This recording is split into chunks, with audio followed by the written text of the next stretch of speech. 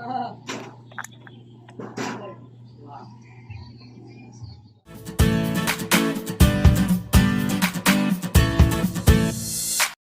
today's video guys, Honda XR110 ay lagi namatayan sa kanyang biyahe. Ang sabi nila guys, ito daw ay pinas-check na sa ibang shop. Tapos, naging okay naman siya. Kaya lang, mas lalong lumala daw at biglang tumirik-tirik. So, on na kayang susi. Ngayon, check mo natin ang kanyang carburetor guys. Kung naka-on ba ang kanyang switch. Baka naka-off lang. So, goods naman, naka-taas naman ang kanyang switch. So, ibig sabihin, may papasok na gasolina sa kanyang carburetor. So, ngayon, check naman natin ang kanyang kuryente, ng kanyang tension wire. Ito guys. Sabi ni owner, bago daw kanyang spark plug, bago din. Tamang sabi ni bossing. So, ngayon, since bagong kanyang spark plug, itong tension wire, try natin silipin kung goods ba ang kanyang kuryente. Dito mo tayo mag step by step guys. Saka tayo proceed sa ibang problema ng kanyang motor. If ever may makita tayong problema sa kanyang kuryente. Pag goods naman, lipat tayo sa ibang paghinalaan natin o suspecha kung bakit namamatayan. Lagi siyang namatayan sa daraanan at parang hirap daw makabuelo.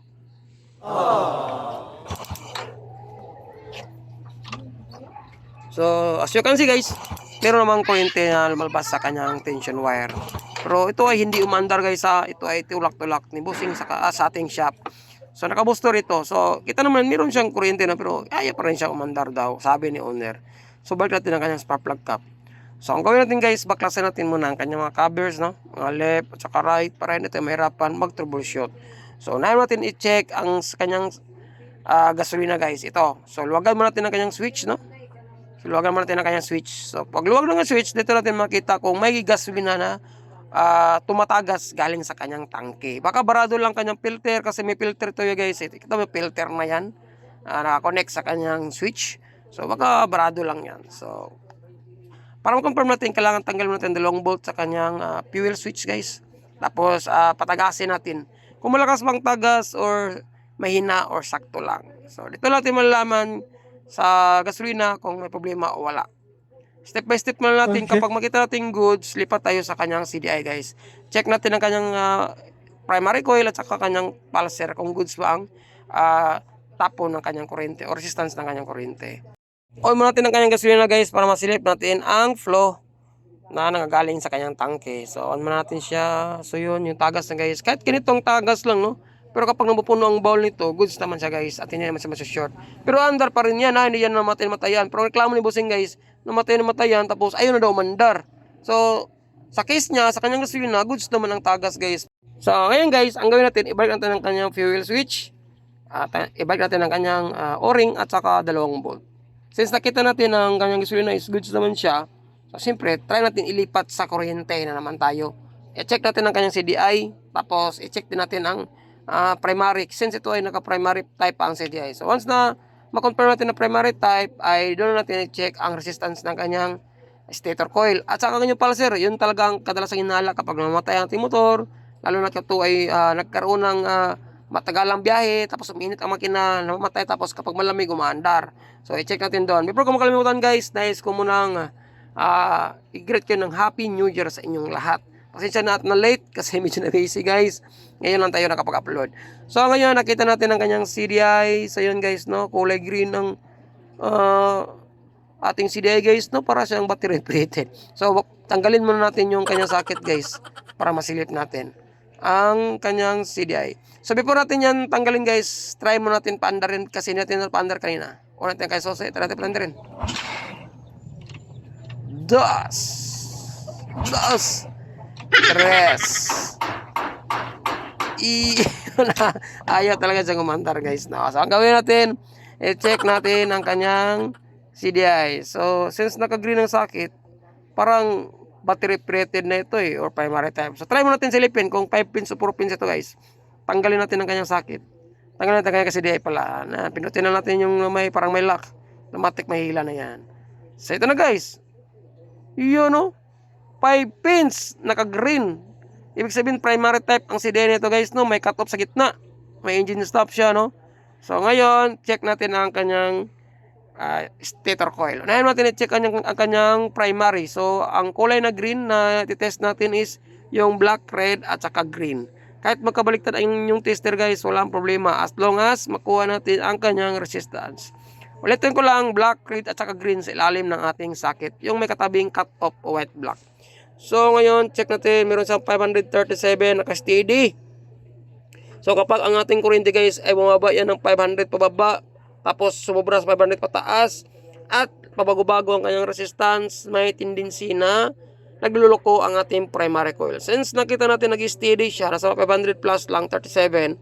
So, goods siya guys, goods. So ngayon, lipat tayo sa kanyang pulser. Sa pulser naman, steady lang ang kulay green na wire at saka yung blue-green na wire. Doon mo ilipat ang ating isang test rod. So meron isang 127, 121. So kapag sa pulser naman guys, kapag bumaba siya ng 100, tapos sumubra ng 120 pataas o 225 pataas, tapos pabago-bago ang resistance, sumaba, tumataas. So yun guys, may hinala tayo sa pulser. Pero sa ganon, meron lang siyang 121, nag-steady lang siya. Ibig sabihin, walang problema sa ating pulser at walang problema sa ating CDI. So next gawin natin guys is try natin itong ignition coil na ito. Since ito ay parang stock pa ata, so try natin itong palitan. Try lang natin palitan guys. Wala namang mawala, di ba? Since meron tayong pang testing dyan, pwede natin ibalik yan ng stock niya kapag mahanap na natin ang kanyang sakit. Kung bakit laging namamatayan ang kanyang motor. Ngayon ayaw talagang umandar. Since may issue na ito ng unang shop. So review lang natin guys, no? Wala namang mawala, di ba? Patante ma-review natin yung mga tamang hinala natin. So lagyan natin ng bolt. Tapos i-check natin itong ignition coil. And try natin ulit paandarin kung mapapaandar ba natin ang kanyang motor. Since napalitan na natin siya ng pang-testing natin na ignition coil. So ito ignition coil ito guys ay pang-testing lang, no. So kung sakali mang maging okay yung andar ng ignition coil na ito, tapos di pa natin niya i-confirm, need pa natin siyang i-test ride. So kapag good sa test ride, ilang ikot, hindi namatayan, may possible ignition coil ang problema. So nakabit na natin yung kanyang ignition coil. So ngayon guys, nakabit na natin yung kanyang tension wire, spark plug cap. Ito yung stock niya. So tayo natin pandarin kung andar ba. Let's go.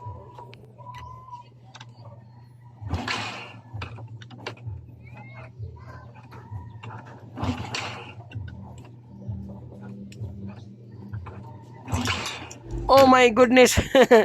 Ayaw na umandar pa rin guys kahit bago na ng ating ignition coil. So next ating gawin, silipin natin ang kanyang carburetor. Ito na guys, ito daw ay nabaklas, no. So ito na guys, meron ako na-discover sa kanyang carburetor. Naka-on ang kanyang switch ha, may tulo yan ng gasolina. Pero ang nakita ko guys, pagbukas ko sa kanyang carburetor, kung bakit ayaw mandar. Ito ang nakita ko guys sa loob ng kanyang carburetor. Kaya pala na medyo nahirapan si Bossing sa kanyang motor pag ubos ng kanyang gasolina. Kasi pala itong carburetor niya guys, hindi ko alam kung anong ginawa ng tono ng unang mga shop, kung bakit nagkagaroon ito ng ganitong problema. So ito guys, walang laman, nagsigina ang kanyang bowl. So totoo yan, pagbukas ko. So tapos itong floater niya, sobrang angat. Yan o, grabe angat yan. Ibig sabihin kapag na sobrang angat ng ganyan, yung jet niya is nakatulak sa butas. So ibig sabihin, walang gasolina talaga na mahuhulog kapag naka-down yun ang ating carburetor. So try natin ito. So ilagay natin ang kanyang carburetor, yung may floater. Tapos unatin ang kanyang gasolina guys. May tagas ang kanyang gasolina, unatin. So unatin at saka maya-maya isobserbahan natin kung may papasok ba na gasolina sa kanyang floater. So, yun, obserbahan natin. Ito hindi ito na-check kung bakit ito nagkakaroon ng problema si Bossing Bigla lang nagkaroon ng ganito, hindi ko alam kung anong nangyari, kung bakit nagkaroon ng ganitong problema. So, ganyan lang kaliit ang pumasok ng gasolina sa kanyang bowl guys. Hindi talaga yan nahandar. Kung ganyan lang kaliit, dapat balanse lang. So, dapat yung floater na yan, medyo angat lang ng kaunti. Pero sa kanyang sitwasyon, grabe ang angat. So, may possible na nagkaroon ng issue ang kanyang floater at saka kanyang jet. So, siyempre, boss, idol, ano dapat gawin? Ay, di natin kailangan pa bumili ng buong karburador. Maghanap lang tayo ng floater. Floater lang papalatan natin, guys, at saka jets. So, ito na, guys. Meron tayong nahanap na floater at saka jets. So, ito yung sa kabilang karburador natin, guys. Try natin ito ikabit para makumpara natin ang dami ng gasolina na pumasok sa kanyang bowl at nung unang kanyang floater. Dapat lang isakto lang, yung nasa mga 3/4 lang ilang man ng bowl. Huwag din mo sumobra kasi mag-overflow yan. So, ilagay natin itong floater na ito guys. Ito, pang testing din natin. No? Yan ang tamang angat ng floater. Yung masyadong nakataas. Yung gano'n nakataas. Hindi papasok ang gasolina dyan. Nagtutulak yung jet sa loob. Yung butas mahirapan makabuka o mahirapan makapasok ang ating gasolina galing sa ating fuel switch. So ito, ilagay natin to guys. Yan, walang laman yan ha, walang laman yan. Klaro-klaro yan ha. So yan, sa tapos, natin yung kanyang susi. Switch pala ng kanyang gasolina, yan on. Tapos obserbahan natin ang ilang segundo, ilang minuto. Yan, obserbahan natin guys. Dito natin makita kung floater lang dahilan. Lang lahat kung bakit napopresyo si Busing sa kanyang motor. Laging namatay yan sa daan. So yun, off natin susi, off natin ng switch.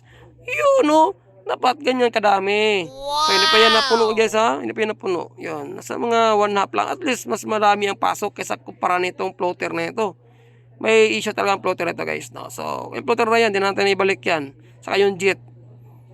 So ilagay, yun. Isalin natin yung gasolina guys. Tapos, ang gawin natin, ibalik natin ang kanyang bowl at saka yung karburador. Tapos takpan natin, ilagay natin sa kanyang motor. At siyempre kailangan natin siyang itry, pandarin. Baka ito lang guys, no? Kung sakali mang ito lang na nakita natin problema. Sure ako, ito yung problema lang na problema sa motor ni Bossing. So ito na nga guys, nakabit na natin ang kanyang karburador. At nandyan pa yung pang-testing natin na iglesin ko. Balik natin maya kapag umandar ng kanyang motor. At syempre, ito yung pinaka-importante. Natin ngayon susi at try natin panandarin ng kanyang motor. Walang pagkailangan. Let's go! Oh my goodness! Umandar ng motor ni Bossing. Ayos! Yun no. So ngayon guys, dito natin nakikita na ang problema sa motor ni Bossing ay nasa karburador pala. So marami tayong tines. Ang importante, nag-step by step tayo. Ganun lang tayo guys, magta-troubleshoot. Step by step muna. Walag mo na bumili ng mga pesa, saka natin i-confirm yan once na makita natin ang problema. At siyempre kung wala kayong pang testing, manghirap kayo sa kanyang kilala para hindi kayo madoble gastos at gastos malala. So ito lang ang problema guys, floater lang no? Napopresyo pa si Bossing sa kanyang motor. Yan lang guys, so sa araw sana may tutunan kayo sa in-upload ko na video ito. Maraming salamat at siyempre see you sa aking next video. Right, safe, God bless, Happy New Year, Merry Christmas sa inyong lahat. Sana inaway pagpalain tayo ng buong may kapal yung taon. Ayos.